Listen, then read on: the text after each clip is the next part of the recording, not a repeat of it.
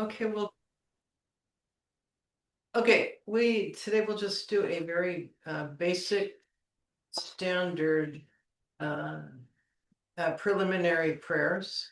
Mhm. So that means we'll begin by um, noticing where we are sitting in our place in this time, connected with all sentient beings who surround us throughout the cosmos.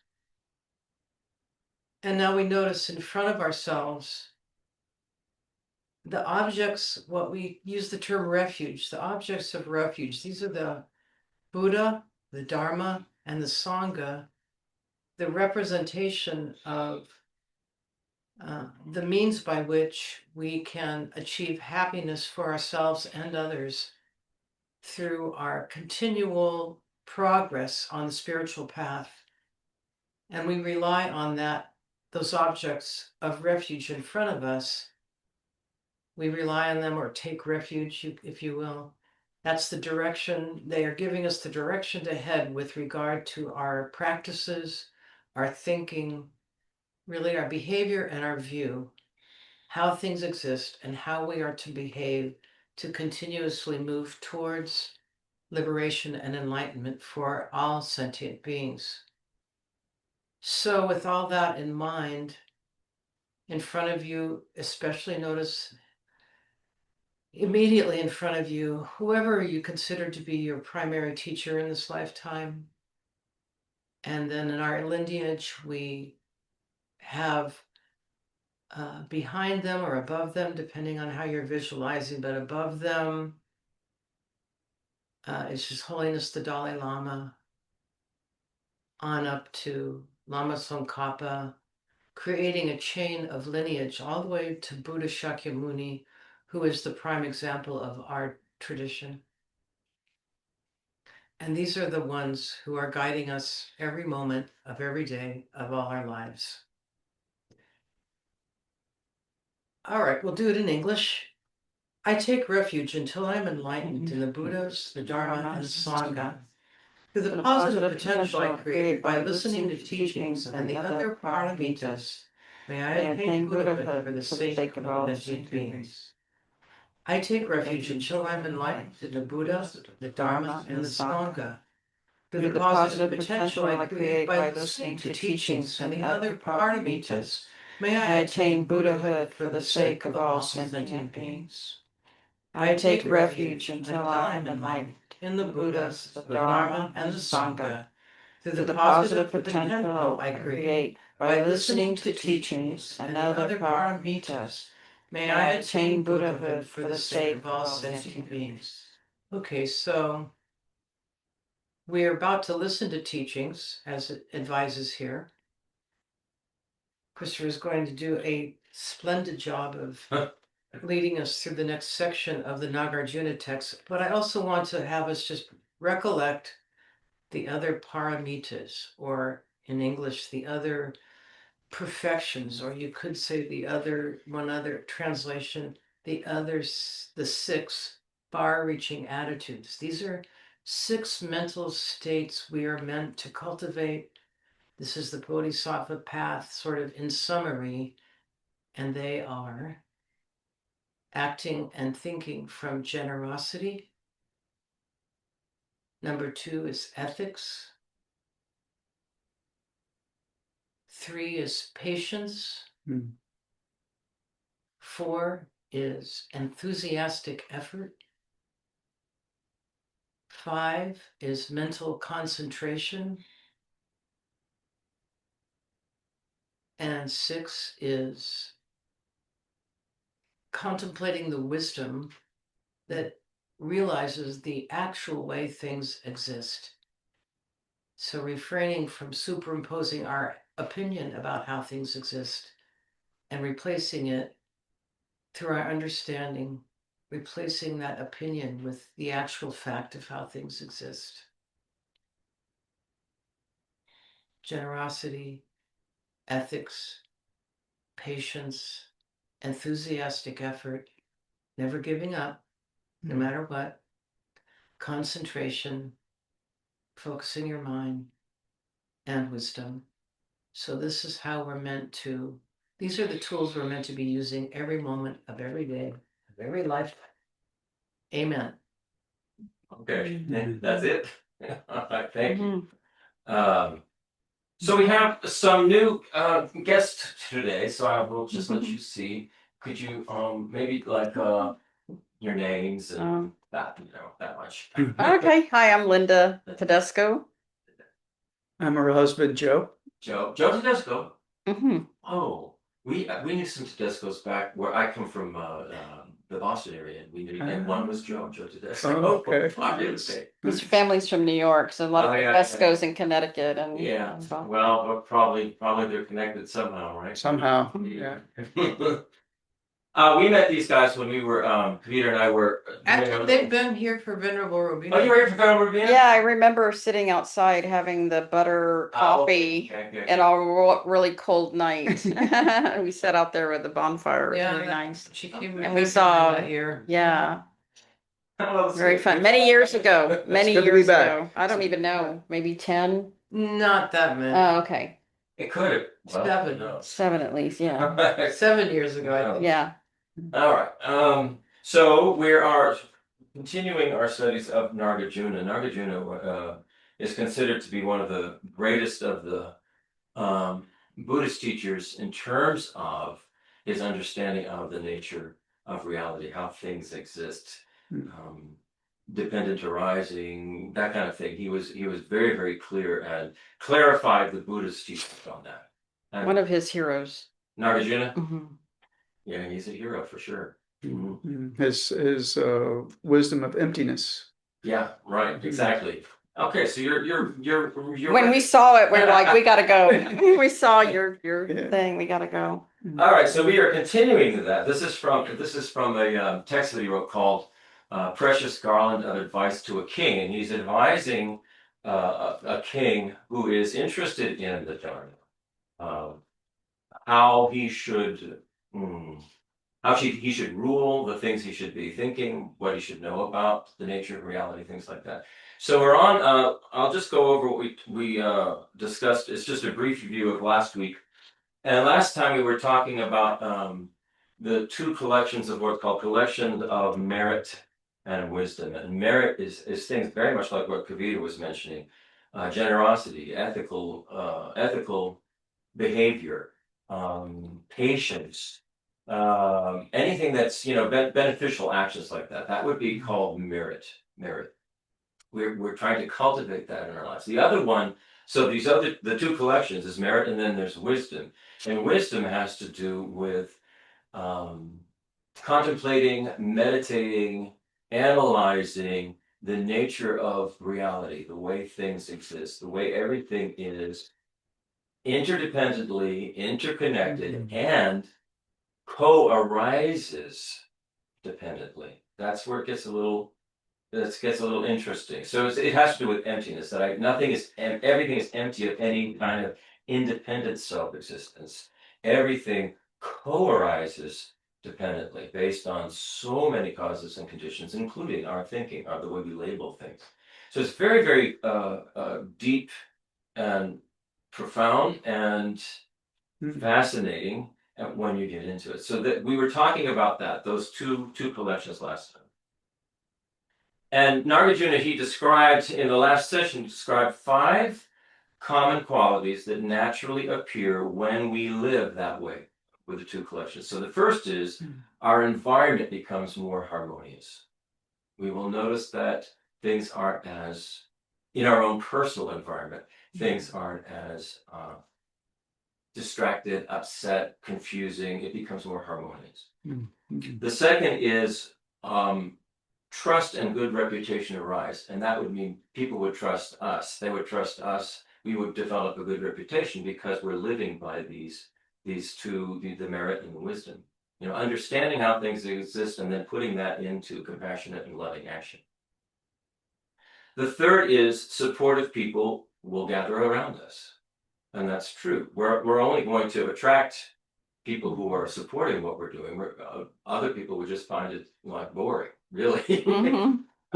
And then 4, our life becomes more meaningful because we remember its fragility. In other words, we realize, and this is so true, death is certain. We're all going to die. We all know that. What is totally and completely uncertain is the time of death. It could happen anytime. It could be a freak accident, and boom, you're gone. So when we understand really the fragility of the life that we have, then it becomes all that much more meaningful. What we're doing right now really matters. We're not going to put it off until later. We're really going to live for the present moment and work with that, because we understand that life is fragile. And how fortunate we are to have the kind of birth that we have as a human, with the kind of mental facility that humans have. We can actually read this stuff and sort of understand it, rather than, a cat can't do that, a dog can't do that. Certainly bees and deer and squirrels can't do that. So how fortunate we are, and so we want to take advantage of that. Then the fifth is our minds become peaceful enough that we go to sleep and we wake up with joy. And that's true. You can do that. I mean, yeah, things come up and you can get pretty distracted and upset by certain things, but the teachings help us to get back to a kind of a centered place. And I don't stay for very long in a state of being really upset. Just be able to let it go because of the teachings. So he concluded last week's session with a simple but pretty powerful reminder: is when we understand the connection between our actions and their results, we understand the connection between our actions and the results of our actions, the best way to help ourselves is to dedicate our lives to helping others. Because when we recognize how interconnected we are, it only makes sense that we're going to want to help others, because that's going to benefit us, because we are connected in that way. No enemies, no strangers, really. Buddhism talks a lot about friends, enemies, and strangers, and we need to start to see them as really all connected. We're all connected to them. And that helps quite a bit. Especially in current environment. Okay, so now we move on to that brings us naturally into this next part of the text, which is very interesting. He's turning from personal practice to something really practical, and it's how leaders, and really anyone who has any kind of influence, can apply Dharma principles to guide communities. Guide communities and societies wisely. So it's taking a much larger view rather than the personal getting out there. So again, like I said, he's talking to this king. So there are various verses throughout the Precious Garland, and we're on verse 301. And this is about when truth is hard for us to hear. And he's talking to the king about this, when truth is hard for us to hear. And here's the verse, the translation from the Tibetan and the Sanskrit. Monarchs who do what is against the practices and senseless are mostly praised by their citizens, for it is hard to know what will or will not be tolerated. Hence, it is hard to know what is useful or not to say, for instance, to say to the monarch. So here's a modern rendering of that. Leaders often hear praise even when their actions are unwise. People hesitate to speak honestly because they fear consequences or uncertainty about what the leader will tolerate. As a result, truthful advice becomes really rare. Everybody's kind of like, what's my boss going to think? What's the CEO going to think? What's the president going to think? And so we sort of are not being actually truthful. So it creates kind of an echo chamber around power. So here's this commentary. Leaders often hear praise even when their actions are unwise. And I think we all know that's true. we've experienced that, many of us, in work environments. People hesitate to speak honestly because they fear consequences or uncertainty about what's going to happen. So we see this dynamic everywhere today. In politics, advisors may avoid challenging a very powerful figure. In corporations, employees may hesitate to tell a CEO a strategy that might be failing.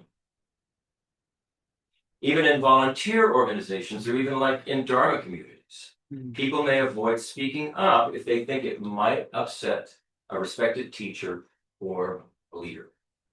Just won't mention it.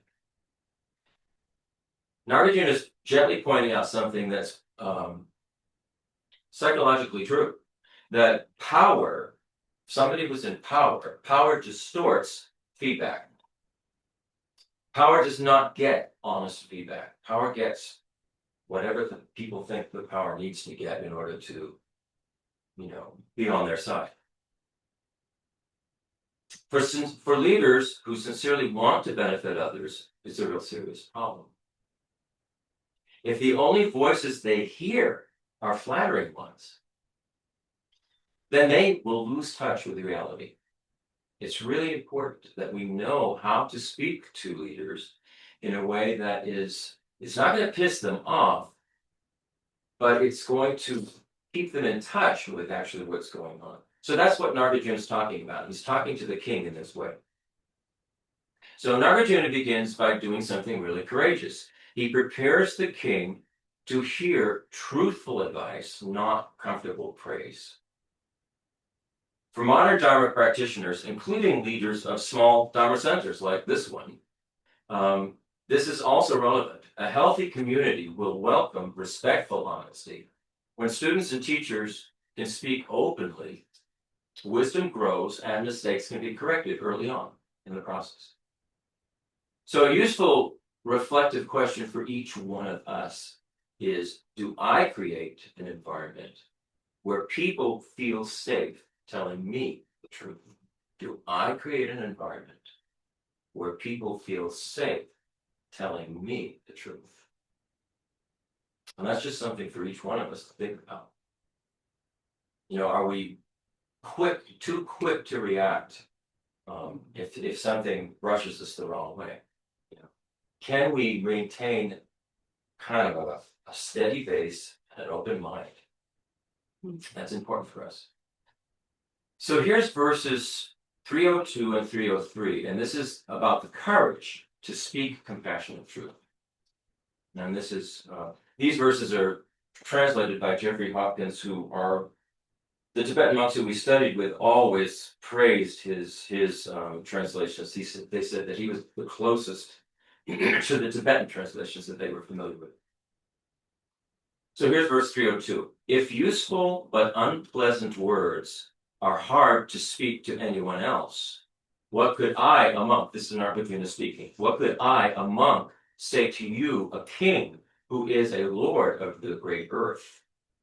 But because of my affection for you and for compassion for all beings, I tell you without hesitation that which is useful but unpleasant to hear. So a modern rendering is, it's already difficult to tell anyone something they might not like to hear. How much harder is it to speak honestly to a powerful ruler? Yet because I care about you and about the welfare of your people, I will speak openly, even if some of these words are uncomfortable. So compassion sometimes has to speak boldly. Nagarjuna explains why he's about to give advice, direct advice to the king. He's not criticizing the king out of anger or jealousy or moral superiority. That's really important. In Buddhism, we should never feel that we are morally superior to anyone because of our interconnection. That's just a mistaken view. It's a mistaken view. Buddha certainly didn't feel morally superior to anyone. Somebody who has attained that level of enlightenment understands the entire, what we're going through. as these self-grasping egos, and the difficulty of that journey. So there is no idea of moral superiority. This reflects a teaching that was given by the Buddha, which is, when speaking truth, we should consider three things. One, is it actually true? Is what we're saying true? Do we know that it's true? Mhm. Or are we just parroting something that we've heard and we think might be true, but we don't really know that it's true? So that's the first thing. Is what we're saying to somebody, is it actually true? The second, is it beneficial? Is this truth that I'm about to say to somebody, is it actually beneficial, or do I just think it is? This is very difficult. I mean, this is why we actually have to look at our own motivation. And the third is it spoken with compassion and at the right time? Sometimes it's not the right time. Sorry, I have something in my throat. It's not the right time to tell somebody. You have to find a time where it kind of settled and would be able to hear what you had to say. So, for modern readers, this highlights a very important aspect of Buddhist ethics, which is compassion does not always mean being agreeable. Compassion doesn't always align with just being agreeable. You know, oh, that's okay. No problem. Mhm. That's just a way of getting out of it. Compassion, or even real compassion, doesn't flinch from having to say something that may not be agreeable. Mhm. For example, a doctor must tell a patient about a serious illness. After a while, they're going to have to tell. Usually, what happens is they'll tell the family first, but they won't want to tell the patient. But really, it's the one that should be told is the patient. A friend may need to warn someone about some destructive behavior they're engaging, and that will not be pleasant. Or a teacher may need to correct a misunderstanding that we have. Especially if it's a misunderstanding that we think is correct. Then when the teacher corrects it, you know, we have to just step back, keep our mouth shut, and hear what the chant is. In the Dharma, kind honesty is very often the greatest act of caring. Kind honesty. This also applies in our communities. When Geshe Losang Nima visits here and he teaches, his guidance will sometimes challenge our habits, you know, our habits and our assumptions about the way things are. And that's fine. To be challenged is good. If the challenge is opening us up to something greater and opening up our understanding of things. It's actually precisely what students need, what we need to help grow.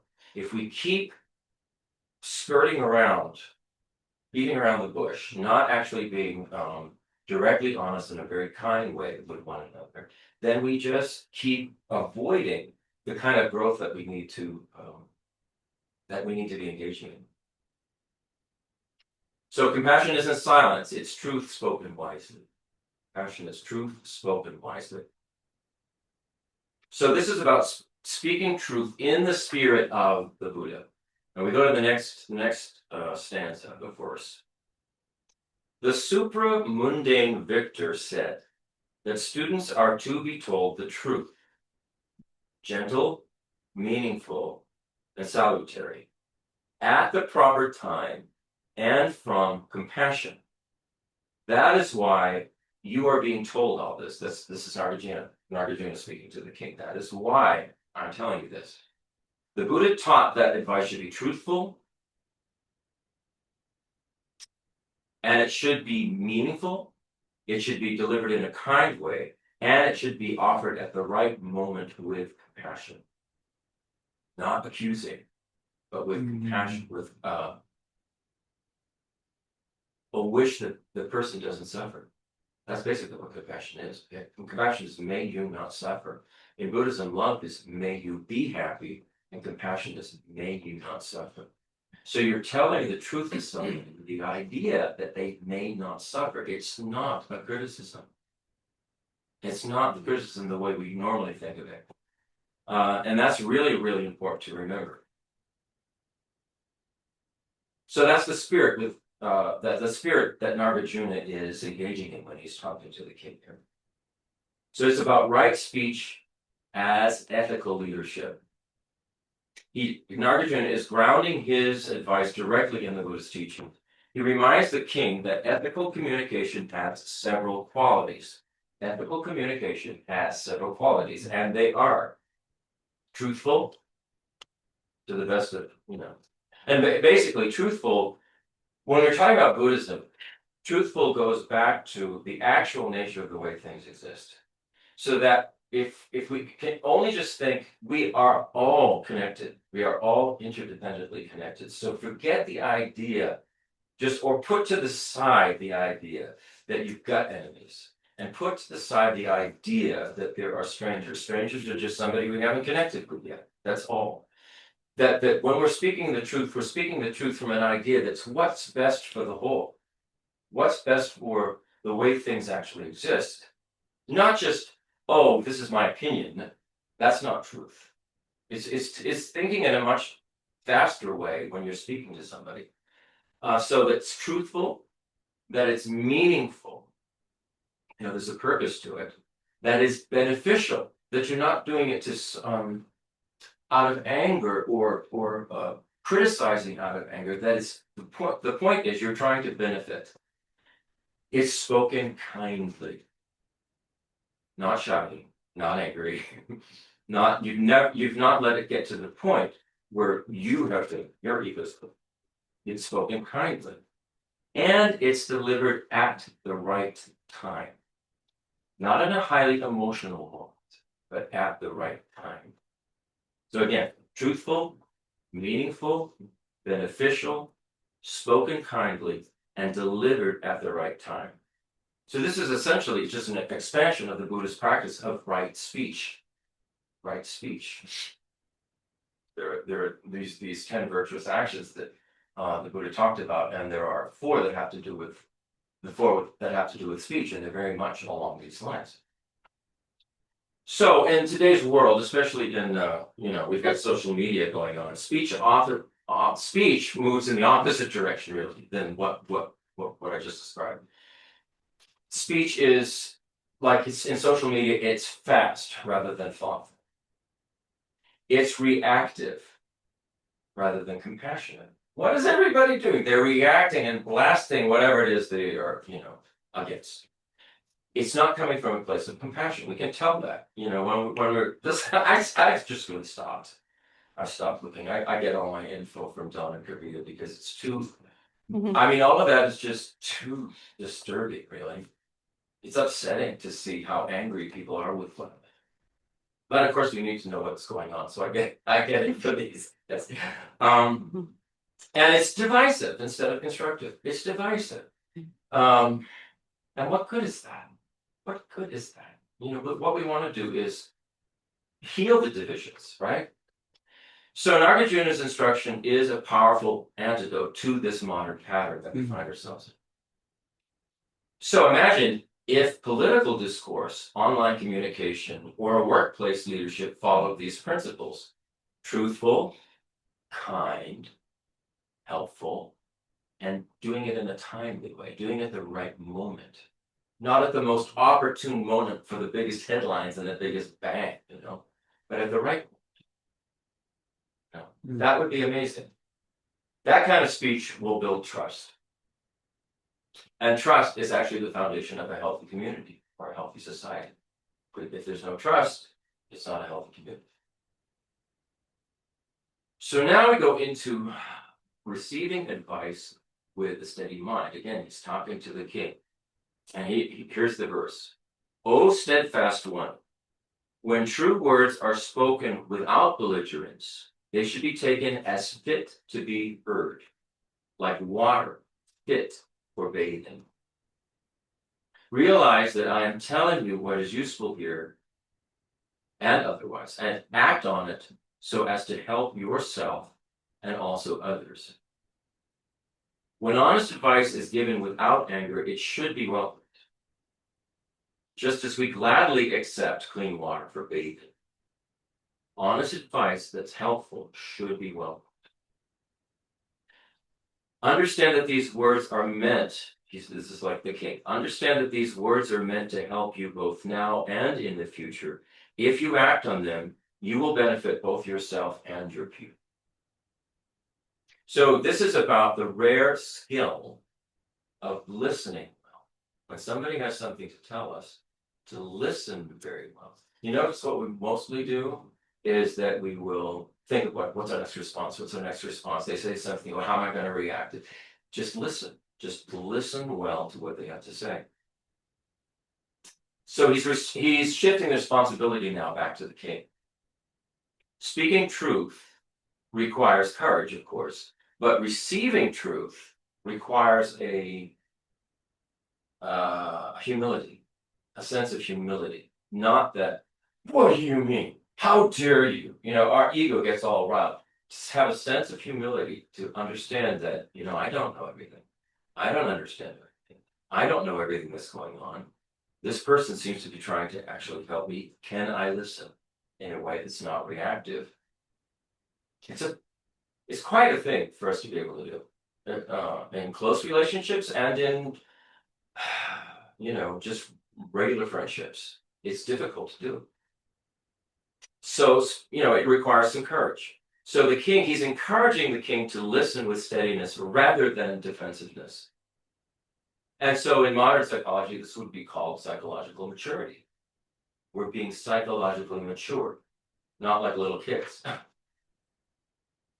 So a mature leader should welcome feedback, will consider criticism carefully, and will reflect before reacting. Well, this is what we all should do. Because if we are practicing to better ourselves for the benefit of all sentient beings, well, then we're going to be eventually getting into what we might call a kind of leadership role. And we should be mature in the way we are with that, so that we welcome feedback, we consider, you know, criticism very, very carefully. Why would they say it? There must be something there. Otherwise, they wouldn't say it, right? So we consider that carefully. And we reflect before we react. I go back to a particular time. One of our Buddhist teachers was very, it came out of left field for me, but they were extremely rough with me. And I mean, it took me totally by surprise. And so what I thought initially is, wow, this must be a teaching of some kind, because I don't even understand where or how. There must be something I did and I don't even understand it. So I was able to just sort of step back, not react, just stay quiet and listen. And even I didn't understand it at the time, but I think it took about 2 months for me to think about it, and finally to come to some conclusion and be actually grateful for the teacher for doing that, for showing me, you know, my mind that I wasn't even seeing, right?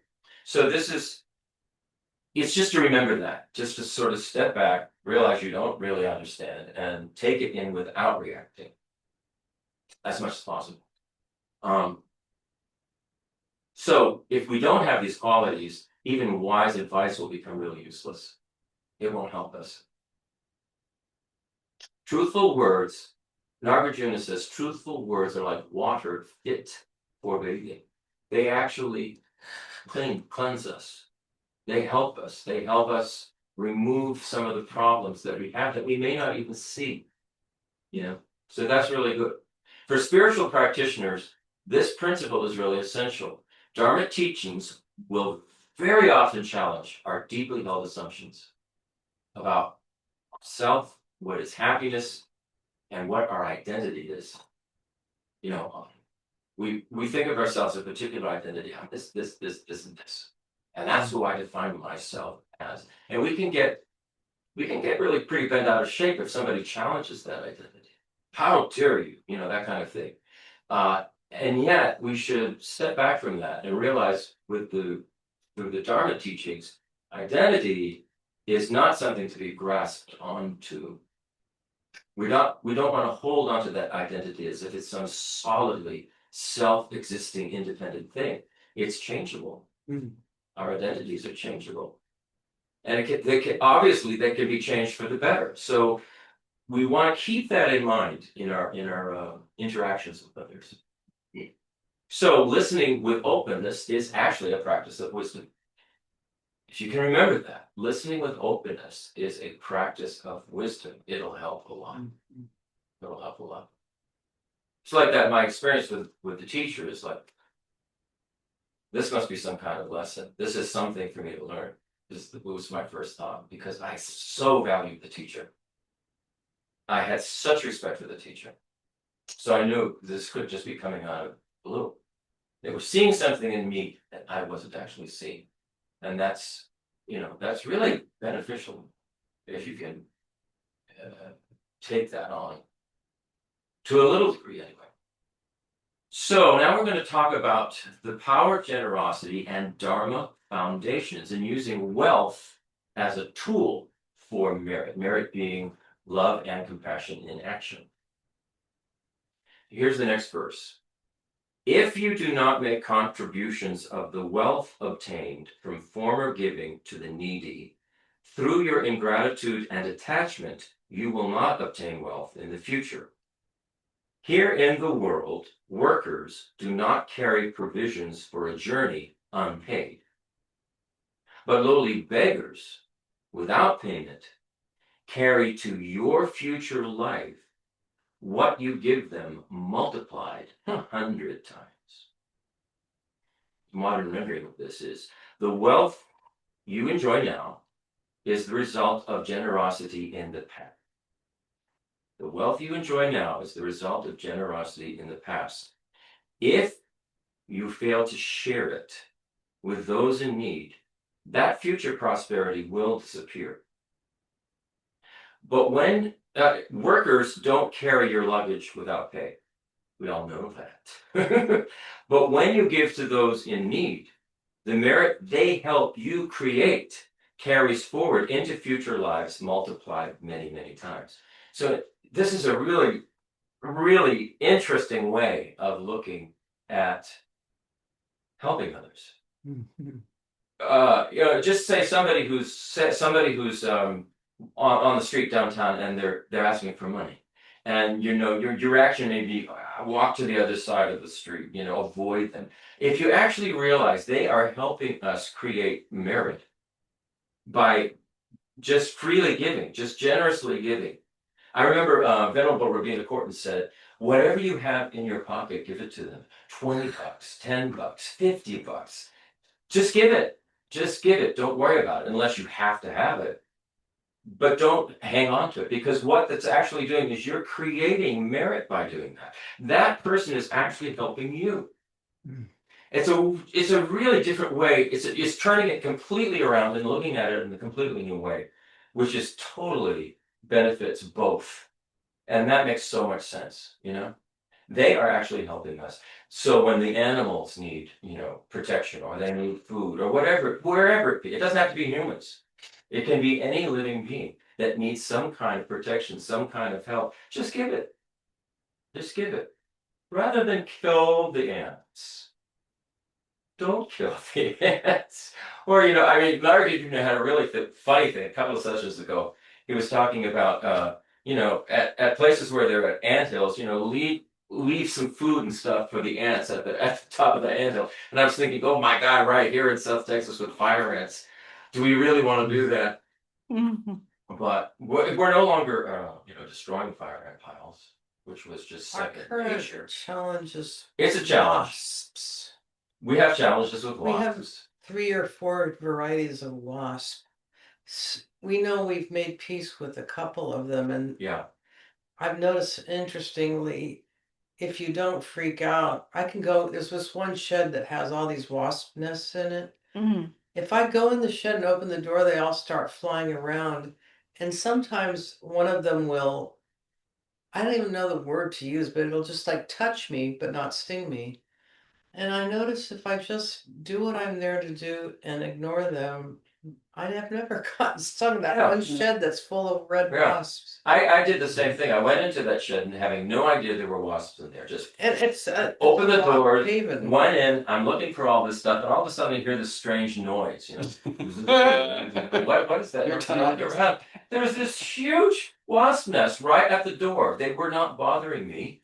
They were letting me know they're there, but they never ever bothered me. Venerable Robina said something, I don't know that it's actually even matters, but she said, and don't be surprised if they just leave on their own. Oh, yeah, right. She said that. You know, if you Yeah. get out of the habit of I remember what we had in our other house that we used to live in. We had, what was it? It was mice in the attic. Some things. There was something that was No, it was carpenter ants. It was ants. Because I remember I'd be in a room where I was working, and I'd hear this, I hear that kind of sound, and then I see like sawdust coming from the ceiling.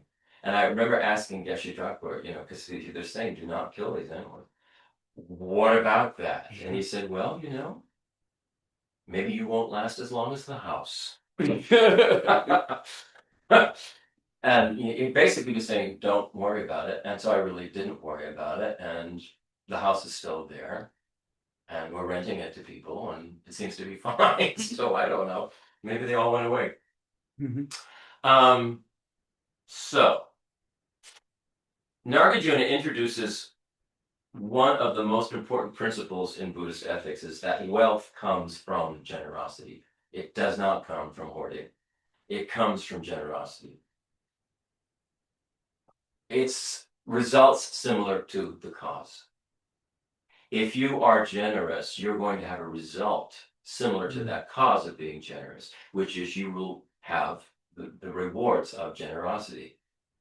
You will feel that generosity yourself. If you are stingy and you're hoarding, that's what you're going to feel. You're going to feel, I don't have enough, I'm hoarding, I have to hold on to it. You keep away from it. It's going to make a completely different world for you in terms of karma. So that's really important. Wealth comes from generosity. In the dictionary, I looked it up once, and I think the literal definition of wealth did not begin with money, it began with spiritual wealth.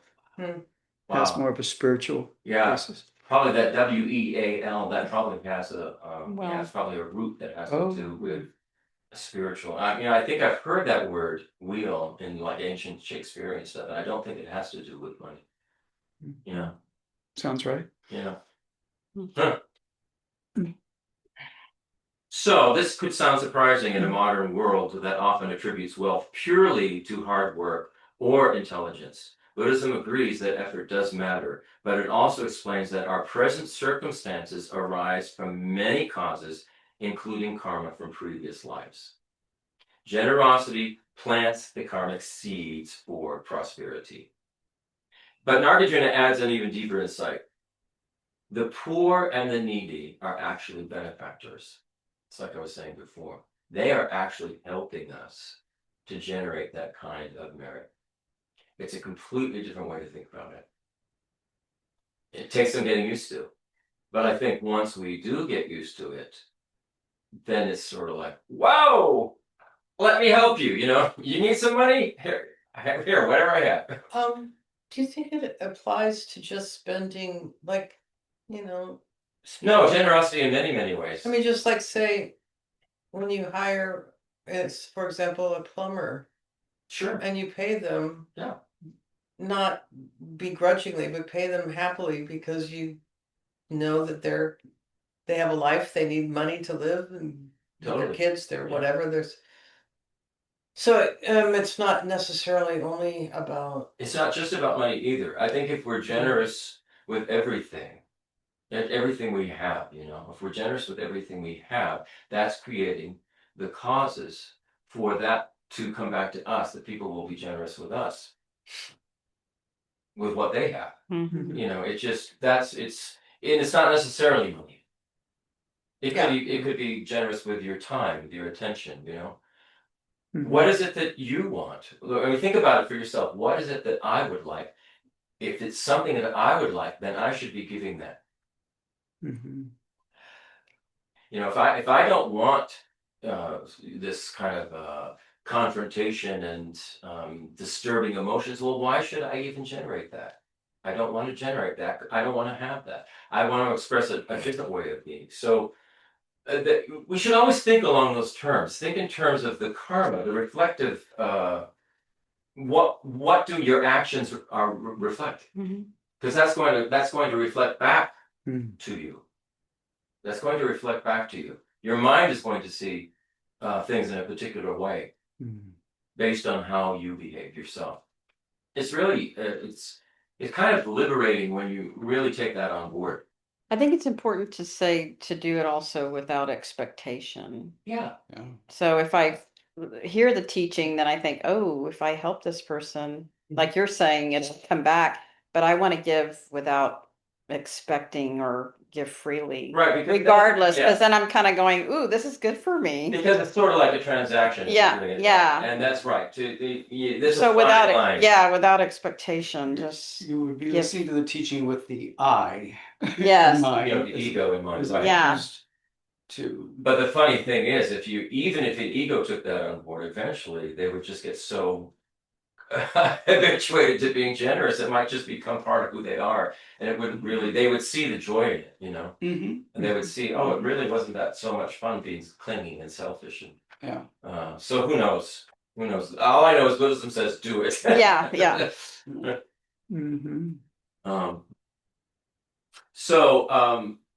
Well, here's a good point. Without recipients, generosity couldn't even exist.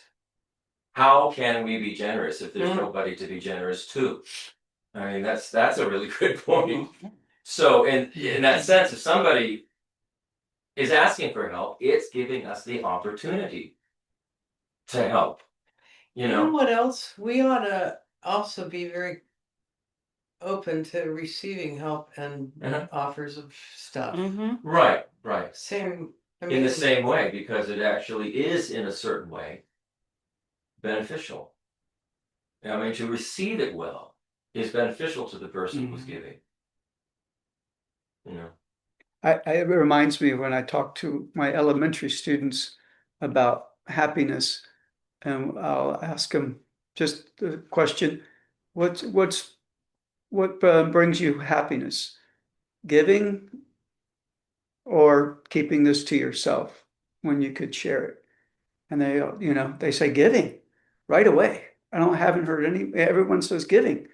And I'm like, yes, that instant happiness, if you want to say, of giving, that it happens automatically in a sense, like the word generosity of spirit, right? Being generous of spirit is just saying the word brings happiness, right? Just imagining being generous of spirit, that loosening, that spaciousness, the love. And the kids, when they answer, they don't hesitate. They're like giving, and I'm like, ooh, okay.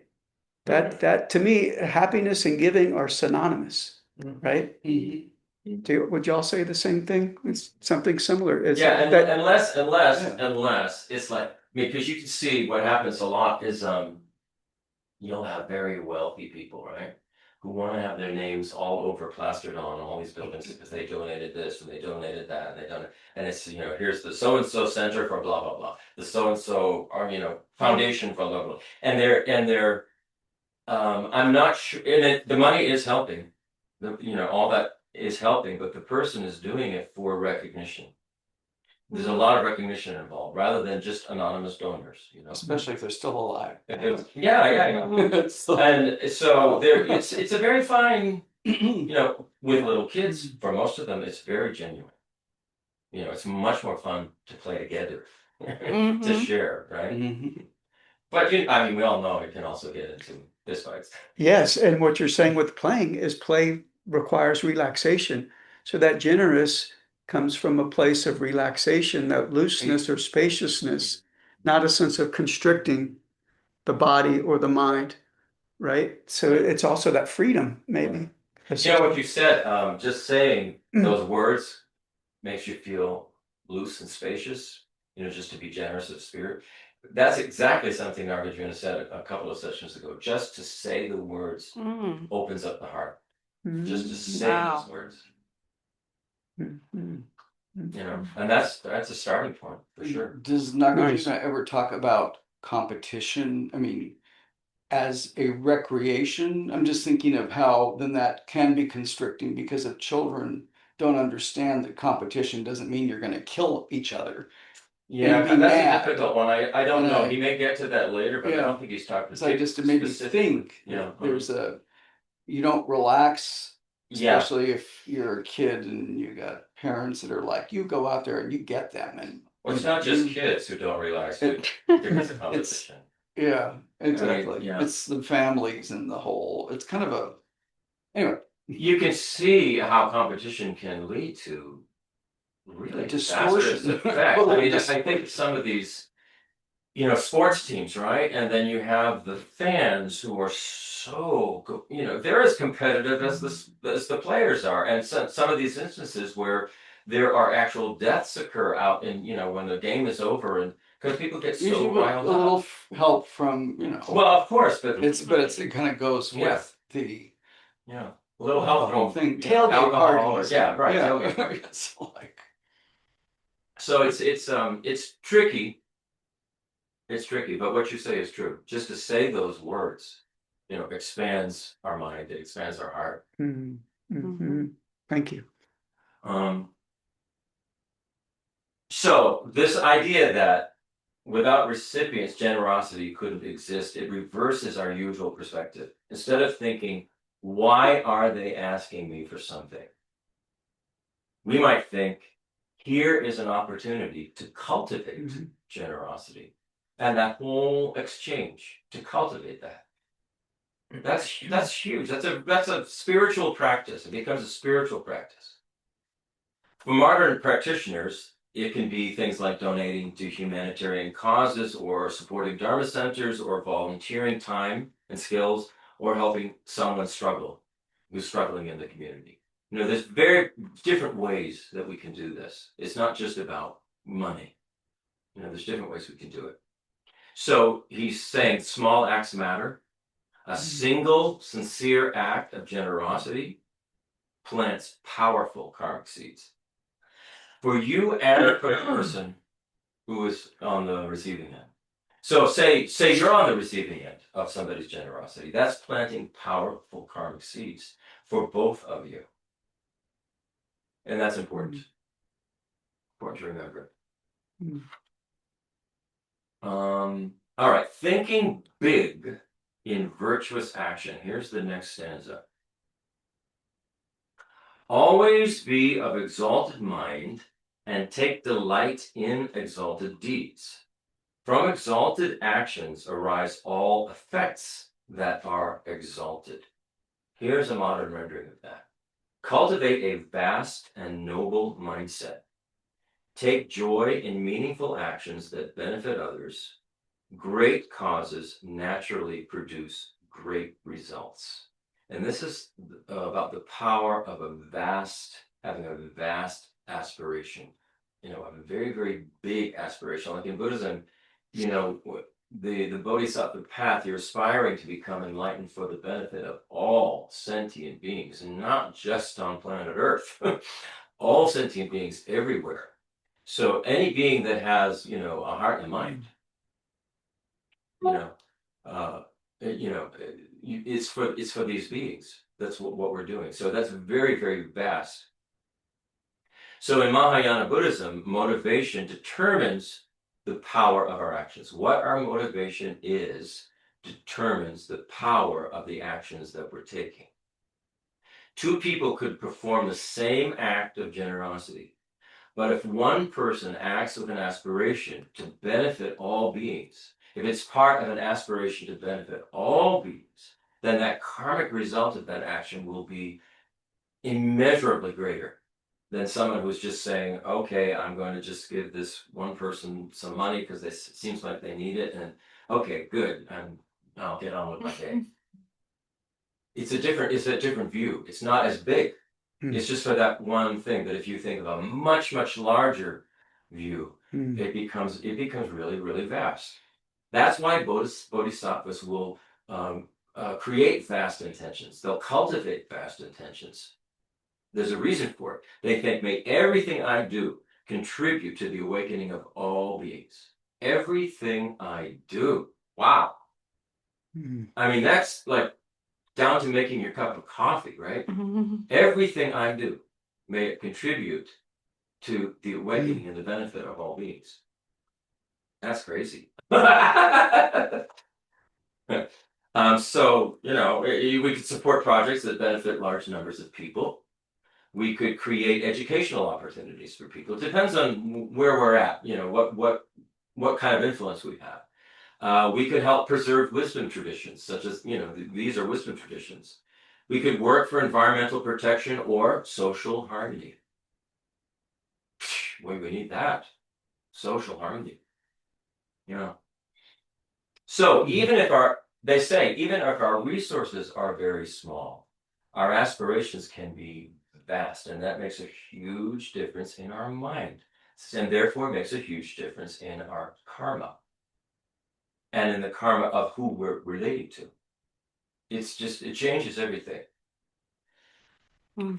So now he's talking to the king about building foundations for the Dharma. He's saying, create foundations of doctrine, abodes of the three jewels, Buddha, Dharma, Sangha, fraught with glory and fame, that lowly kings may have not even conceived in their minds. A modern rendering is establish beautiful and inspiring places dedicated to the three jewels, places for study, practice, and community that lesser leaders could not even imagine creating. And this is about why Dharma centers matter. Nagarjuna encourages the king to support the physical foundations of the Dharma. And that would be monasteries, temples, educational facilities, places where people can meditate and practice. These places serve as living vessels of wisdom. Living vessels of wisdom. Historically, the great Buddhist learning centers like Nalanda preserved teachings that later spread throughout Asia and eventually the world. I mean, it eventually came to the West when China invaded Tibet. And all of these, actually, I shouldn't say all of them, a handful, maybe even less than a handful of Tibetan teachers under the guidance of His Holiness the Dalai Lama made their way to the West, to Europe, to the US, in particular, Lama Yeshe and Lama Zopa Rinpoche, in conjunction with, they were always reporting back to His Holiness the Dalai Lama. Oh, there's our little friend, right? These ones actually are, I do think of them as my little friends, these wasps, the red ones, because they are very, they don't sting me. I mean, I can handle them even. Anyway, so the Dharma has spread all around the world now. From just being in India, going to the Asia, and then from Asia coming down it's all around the world now. We couldn't be doing this without all of those teachers. That lineage, the lineage matters. And so the teachers say it's very, very important to not start creating your own kind of Dharma, but really stay with the lineage. The lineage can be updated. The Dharma can be updated to modern times, but don't generate something new that, you're making it up because it feels good. And, stay with that lineage and just see how it will function no matter what time you're in. And it's really true. So in the modern West, Dharma centers often begin in very humble ways, sometimes in living rooms, rented spaces, or small retreat centers. There was a group up in Austin. They would rent a little apartment, and they would try and invite teachers, and it was very difficult to get that going, and it still is difficult for them to get that moving on. When we started, we were in our other house, very small, like on an eighth of an acre, right? And we were just in our living room. The two teachers, Geshe Dragpa and his translator Lama Pasang, they would just, they would be in our living room. They'd be giving teachings. People would come. Geshe Dragpa, said to me, he pointed at me one day and said, "You will teach." And so then I started doing this. And then we moved here to take care of my mom. And then there's this big place. We figured, well, what can we do? Maybe this could be a Dharma center. And so we're still doing the same thing, still in our living room. We're still doing the same thing, just it's a little bit bigger. And now we have Geshe Nima coming, and he has a directive from His Holiness the Dalai Lama to bring more young Westerners, to expose them, young Westerners, to the Dharma. And so that's now Geshe Nima's mission here is to try to do that. And so we're sort of sending out feelers of universities and community colleges and things around in the general area, also Houston and I think Dallas, other cities in Texas, of Geshe Nima going out there giving lectures, and then his idea is to bring people back to here either online or in person, so that this could grow as a source of Dharma for younger people. So that was, and that just came from in our living room, in our other house, and just sticking with it. It's just, we just watch and see how it goes, So these kind of centers can play a big role in transmitting the Dharma to future generations. His Holiness the Dalai Lama has often emphasized that young Western practitioners will become the future carriers of Buddhist teachings. Mm-hmm. Yeah. Mhm. Supporting places where those teachings can flourish is therefore an act of generosity to new generations of Dharma practitioners. So it's generosity to the new generations, not necessarily to the Dharma center. What matters is that it becomes a place where wisdom, compassion, and community can grow together. So here's the next thing he's saying to the king. O king, it is preferable not to create foundations of doctrine that do not stir the hairs of wealthy kings, because those centers will not become famous even after your death. Through your great exaltation, use even all your wealth such that the exalted become free from pride, the equal become delighted, and the inclinations of the lowly are reversed. So here's a modern rendering of that. If you build centers for the Dharma, make them truly inspiring, places that awaken admiration and faith. Use your resources so wisely and generously that the proud feel humbled, your peers rejoice in what you've done, and those who once lacked inspiration turn their minds toward virtue.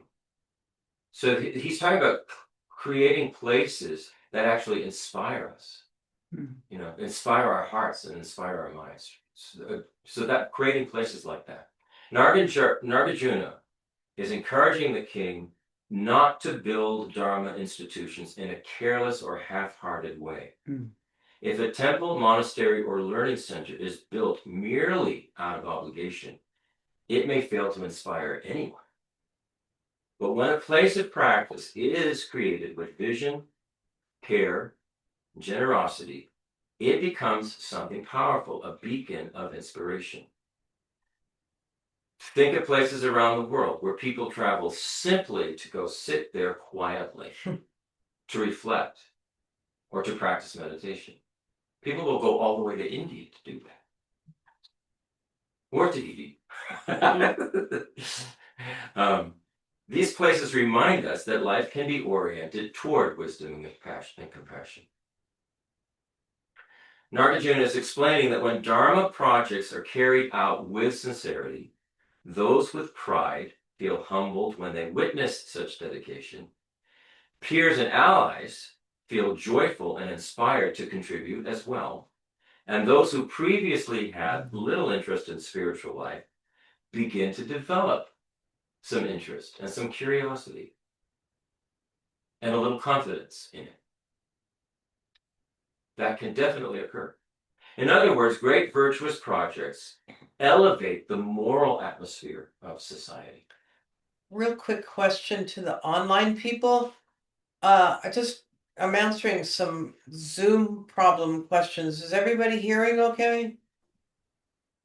Yes, we are. All right, thanks. Okay. I guess it must be that person's connection. Okay. When Dharma centers offer meaningful teachings, community support, and authentic practice, people will naturally gather there. Not because they're pressured to do it, but because something wholesome is happening there. Nagarjuna's point is, when virtue is expressed in a beautiful and a generous way, it becomes contagious. Oh, and then this next one is really interesting. The only wealth that will follow us, in terms of like when we die, the only wealth that will follow us. Here's the next verse. Having let go of all possessions, at death, powerless, you must go elsewhere. But all that has been used for the doctrine precedes you as good karma. When all the possessions of a previous monarch come under the control of the successor, of what use are they then to the former monarch for practice, happiness, or fame? Through using wealth, there is happiness here in this life. Through giving, there is happiness in the future. From wasting it without using or giving it away, there is only misery. How could there be happiness? So at death, we leave everything behind. The only wealth that travels with us is the merit created by using our resources wisely, whatever those resources are. What use are riches once they belong to someone else? Wealth brings happiness when it is used well in this life and shared generously for the future. But hoarded or wasted wealth brings only frustration and regret. So that's something, to think about. If you have some, it could be a lot, maybe not a lot of them. But if you have some money, like we think about this, if we have some money, we could just sort of hold on to it, hope it, for retirement, or we could use it to sort of build this place up, fix things up, maintain it, make it better, thinking for the future. If things really do happen the way Geshe Nima and His Holiness the Dalai Lama want them to, then this could become a place which would be a focus for Dharma for young people in this area.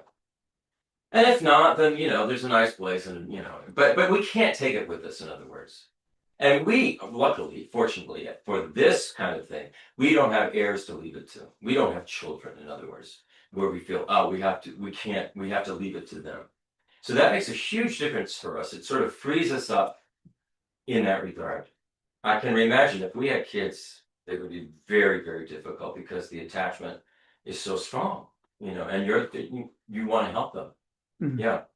So we're kind of in a fortunate place for Dharma. So no matter how wealthy or powerful someone becomes, the moment of death arrives and everything must be left behind. Our houses, our titles, our money, our influence, our reputation. Mm-hmm. All of it stays here. It doesn't go with us. All of it. So what travels forward in the stream of consciousness in our mental continuum is our karma, what we have habituated ourselves to. That's what travels with us. That's what goes with our mental continuum. It's an ethical imprint of our actions. That's how they talk about it as imprints, subtle imprints on our mental continuum. That's what travels with us from lifetime to lifetime to lifetime. And those imprints are nothing more than habits. What are our habits? So we have to look carefully. For each one of us, we look carefully at our habits. What can we change about them if we don't like them? How can we rethink them if we can't change them? How can we rethink them into a way that it actually becomes used for benefit? Mm-hmm. That's why Buddhism emphasizes generosity so strongly. Generosity will convert temporary wealth that we may have into lasting merit.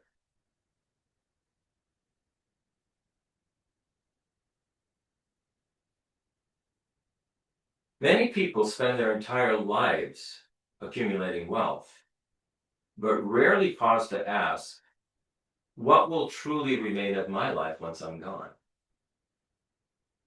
If wealth is used wisely, supporting family, helping others, fostering education, preserving spiritual teachings, it does become meaningful. When it's simply hoarded, it often becomes a source of anxiety or competition or conflict. Yeah. So he's saying in generosity, in contrast, generosity generates joy in the present and positive conditions for the future. So be generous.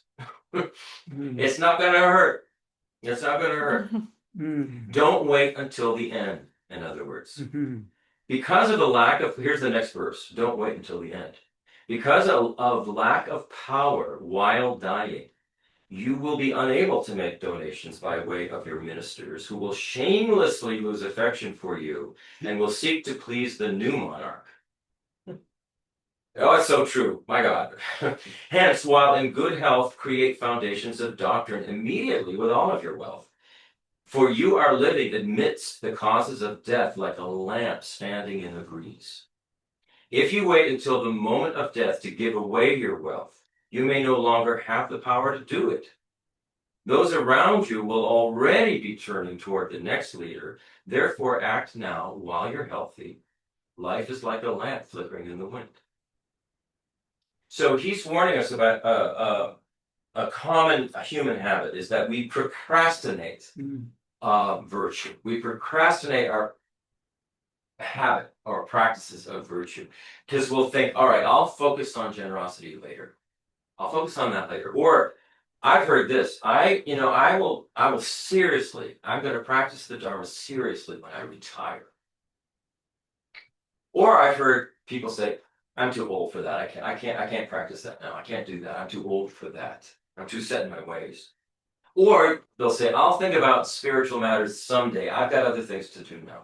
And the whole point of all this is we don't know when we're going to die. It can happen in the next moment. And all of those putting off. So he's saying, don't procrastinate virtue. Don't procrastinate generosity, ethics, patience,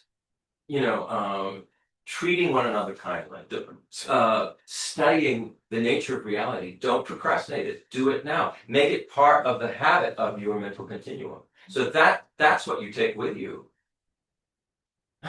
Not the jobs and the office politics and all of that stuff that goes on. And because life rarely unfolds according to our plans. Where are we now? According to our what? Plans. Oh. It rarely unfolds exactly the way we plan it to. That's really true. Unexpected illnesses, freak accidents, sudden change, it can happen at any time. We know this. We've all witnessed it and experienced it. The Buddha repeatedly emphasizes this truth. It's not to frighten us, but it's to wake us up to the preciousness of the present moment. What are we doing now? Are we just going to go watch another miniseries? What are we doing? Now, sometimes that can be nice. It can be relaxing. It can take your mind off something. But sometimes those miniseries are dark. They're disturbing. Why are we doing that to our mind? Why are we putting that info in our mind? Just all I'm saying is think about it. Think about what you are feeding yourself, because that's what we're going to take with us. The image you use is very vivid. It's like a lamp in the breeze. At any moment, it can go, and we know it. We've seen it. Nobody has to tell us. So understanding this doesn't make our life gloomy. It makes it precious and it makes it meaningful, and we want to use it wisely. That's the Buddhist whole message here. We know that time is limited. If we know that, then we'll naturally ask, what kind of person do I want to become? What kind of person do I want to become? How can I benefit others while I'm here? What is it that I can do that's going to benefit others? Maybe not just, everybody, but whoever's around you. Whoever you're around most of the time. What can I do to benefit them while I'm here? What legacy of kindness or wisdom will I leave behind? That really is the only legacy. I mean, if you were, an asshole that, donated a lot of money to buildings so you could get your names on them, that would be your legacy. People would go, yeah, this person donated a lot of money, but what an asshole he was. You know, is that what we want? Is that what we want? What kind of person do we want to be? That's the question. It sounds very similar to, uh, you're saying practice makes possible. Oh, Practice God. doesn't make perfect, practice makes possible. And in the Zen Buddhist tradition of the Soto Zen, the founder Dogen Zenji said, practice is enlightenment. So if you're waiting to practice, you're waiting for your enlightenment. Now, enlightenment is the moment you practice, you're enlightened. That's enlightenment, is what he said. So why wait to be happy? Practice. It's if the mind. That is such a good It sounds right, right? That's such a good point. Nagarjuna said something very, very similar to that a few sessions ago. He was saying the actual practice, that is the path. You are becoming enlightened by doing that. That's the process. Enlightenment isn't something that just boom, one day, oh, I'm enlightened. Something special, magical, wonderful, mystical happened. No, it's every moment of practice, step by step, Yes. is what enlightenment is. And so Nagarjuna said the same point. The Zen is saying the same point. Same thing. It's the same thing. If we put it off, if we delay it, what we're saying is we think there's something more important to do. Or we're not thinking. We're always looking for that next thing. And when you realize it's right here, it's, Yeah.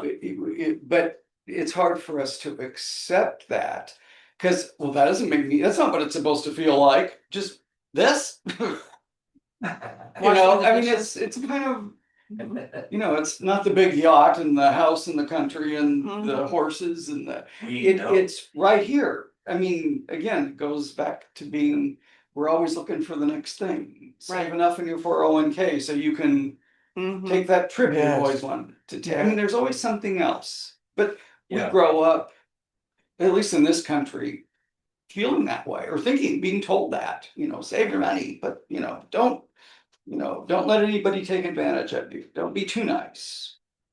But you have to be wise. You do have to be wise. But there's wise and then there's like kind of ridiculous, which is I think where we all end up focusing.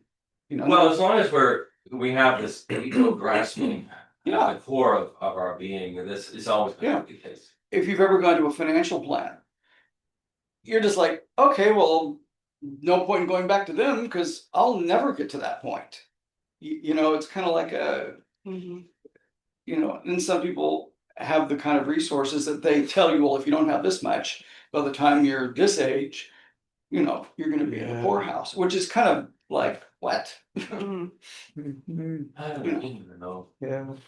I kind of experience a sense of that doing Thich Nhat Hanh as a student. One of his students does a meditation called basically a guided meditation where you're saying the Buddha is sitting, I'm enjoying the sitting, and then you realize there is no sitter. But when I doing that meditation, I sense, oh, the Buddha is sitting, I'm sitting, I'm enjoying the Buddha sitting, and then there's a sense of, wow, just sitting is amazing. Yeah.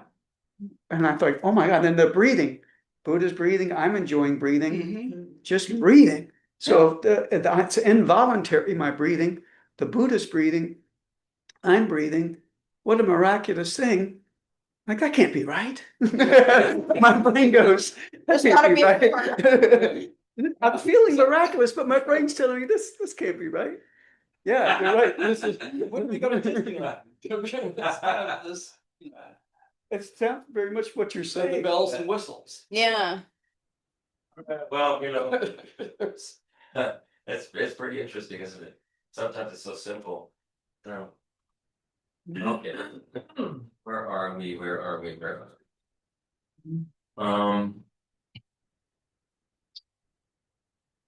All right, let's go to let's go He talks about preserving what others have built. So preserve and support the spiritual institutions established by those who came before you. Don't allow temples or learning centers or sacred places to decline. And there's a lot of that going on now. The ones that really remain, the big monasteries in India. I know Drepung is well supported. Drepung Monastery. I would imagine Sarah really well supported. In India, they're sort of now trying to recreate a new Nalanda up in Bodhgaya, which sounds like an amazing project. So people are putting money into these institutions that have been around for centuries. It's pretty impressive. So it's like a stewardship across generations.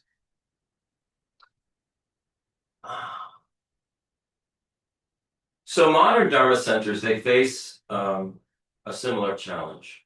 Maintaining a spiritual community requires financial support, not a whole lot. It depends on the place. Volunteer effort, careful management, big time, and dedication to authentic teachings. I would say that's, the careful management and most important, the dedication to authentic teachings really, really matters. Really, really matters. I remember Geshe Dragul, when I think I first met him. I mean, he came here in 2015, 16. 05. Oh, sorry, 05, right? I know it has 5 or 6 in it. 05, long time ago. And he would have, he asked to have private meetings with each one of the students. There weren't that many, maybe at the time. 5. 5. So I remember when I went in to meet with him, I was very, very curious about the nature of reality and did things really exist the way they appeared or they were illusory? And I was asking him, is that couch really there or is it some kind of illusion? And he didn't really answer that one. But what I do remember him saying to me is he said, don't mix the Dharma with other traditions. In other words, don't mix it with New Age stuff, which was, I grew up with a lot of that. Don't mix it with Catholicism. I grew up with a lot of that. Don't mix them. He said, keep that Dharma pure, and that's the thing that's important. Then you'll find out whether the couch exists or not. The way it appears. But don't mix it. Don't mix it. We have a tendency to do that. We have a tendency to bring into the Dharma and project onto the Dharma things that we have learned from other traditions. And we go, oh, that's that. Oh, that fits right with that. And he said, don't do that.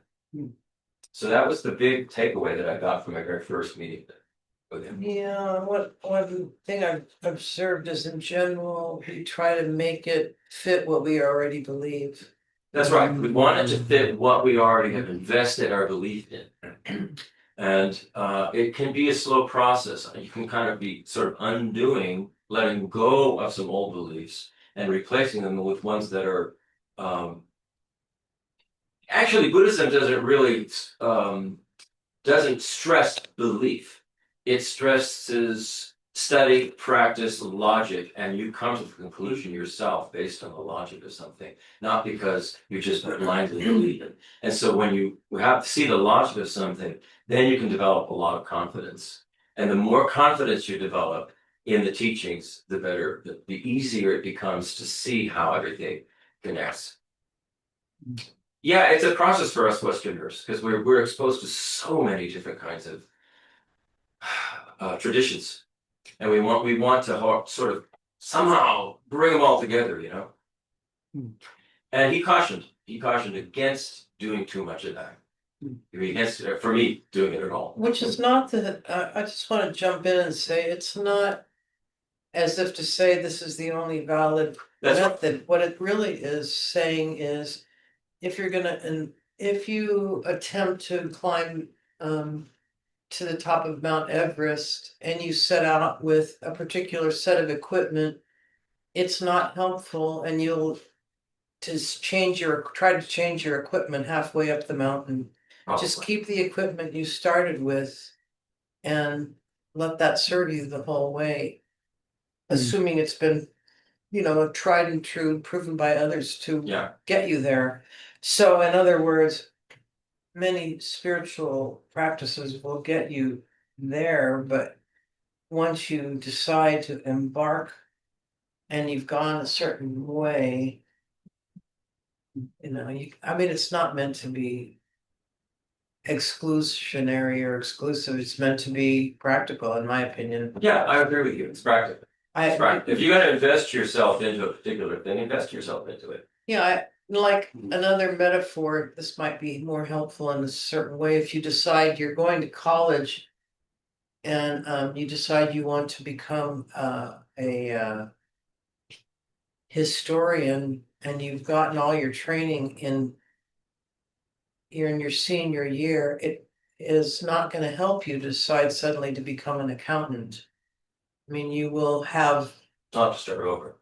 You'll have to start over, and many of the views and things that historians may have to cultivate will be counter the kinds of views and habitual thinking patterns that an accountant would need to cultivate. What Geshe Dharma was saying is don't make up your own Dharma. Yeah. Don't make up your own Dharma based on all different kinds of things that you feel comfortable and you want to put them all together. So don't make it up. Stick with something.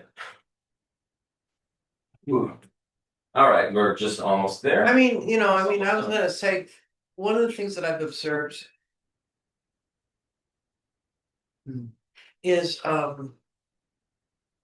individuals attracted to, wanting to follow a spiritual path, but when it becomes obvious that a path is going out of what they want to believe, they just kind of shift lanes a little bit so that they can keep getting what they want to believe. And not, the things that we need to understand. I mean, of course, it always is things to do with our ego. I mean, it's, there's only one enemy. Yeah, the enemy is our own ego. All right, I'll wrap this up. Anyone who's been part of a spiritual community knows how important it is. A temple may have beautiful architecture and inspiring teachings, but if the atmosphere becomes competitive or dishonest or unwelcoming, people will quickly lose confidence. On the other hand, when leaders embody kindness and integrity, the entire community flourishes. So it's not just in terms of, he's not just talking, this is not just for Nagarjuna, the king, the ancient king, but it's for all of us. So he's saying this is especially true for smaller Dharma centers with only a handful of core members. The personal example of each person has a powerful influence on the entire group. I think that's why we probably should go back to making chai tea every week. Oh my God. For sure, I know there I are think people people that only go only tea. for the Only for the tea. Well, it was Well, also that was when this is when we were doing it in our other house, little tiny house, and this was before Zoom. People, you had to actually go to a physical place if you were going to gather, have fun. So we made chai tea, and we had, and sometimes I think people were really just coming for the tea. And it was good. We look forward to it next Sunday. Yeah, if you come in person, right? Yeah. Okay, closing prayers. You want to, Don? That's Sure. funny. Sure.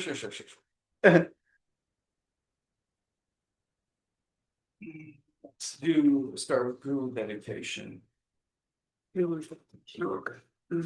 In all my rebirths, may I never be separated from perfect spiritual masters and enjoy the magnificent Dharma. Completing all qualities, stages, paths, may I quickly achieve the state of Dharma. May anyone who merely sees or hears, remembers, touches, or talks to me be instantly freed from all sufferings and abide in happiness forever.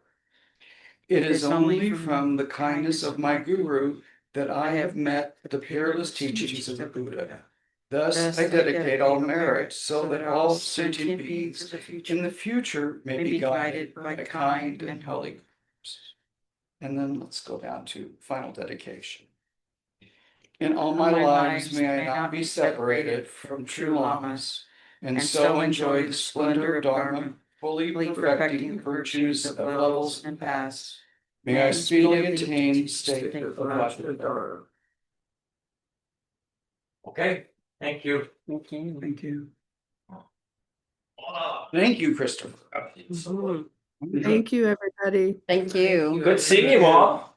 Thank you. Thank you, Chris Covida. So welcome. All right, I See you will. next time for tea. Oh, yeah. I'll bring cookies. Oh, yeah, we'll make our in-person meeting more fun, right? Okay, let's see. I'm gonna stop the recording.